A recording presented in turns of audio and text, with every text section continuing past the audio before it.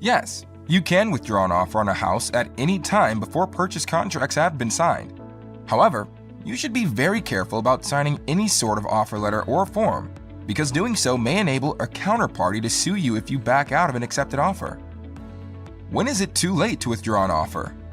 It becomes too late to withdraw an offer after you have signed a contract of sale and delivered an earnest money check to the seller's attorney. The seller could countersign the contract at any point and deposit your contract deposit into the seller's attorney's escrow account. Generally speaking, once the seller has countersigned the contract and returned the fully executed contract to the buyer's attorney, the listing is considered to be in contract and binding on all parties.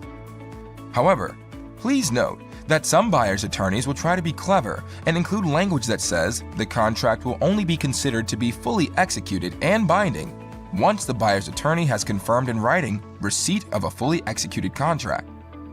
If this type of language is agreed upon, then technically the buyer would be the last to act versus the seller, and the buyer could technically still withdraw an offer by instructing his or her attorney to say that they never received the fully signed contract. What if you signed an offer form? If you signed an offer form or letter of intent, then you've put yourself in a precarious situation and may be sued if you don't follow through.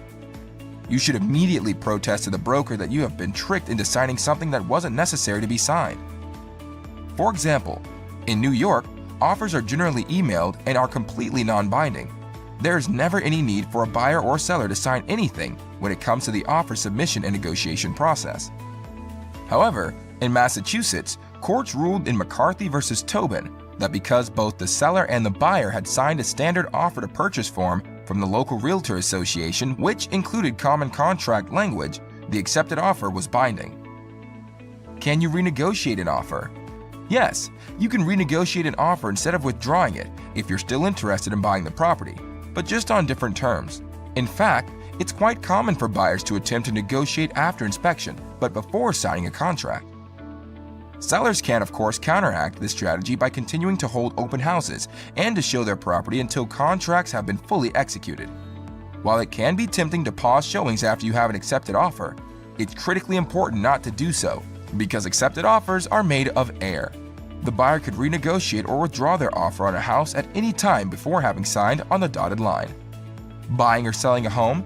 Check us out at www.hauseit.com to learn more about how you can save money on closing costs and commission.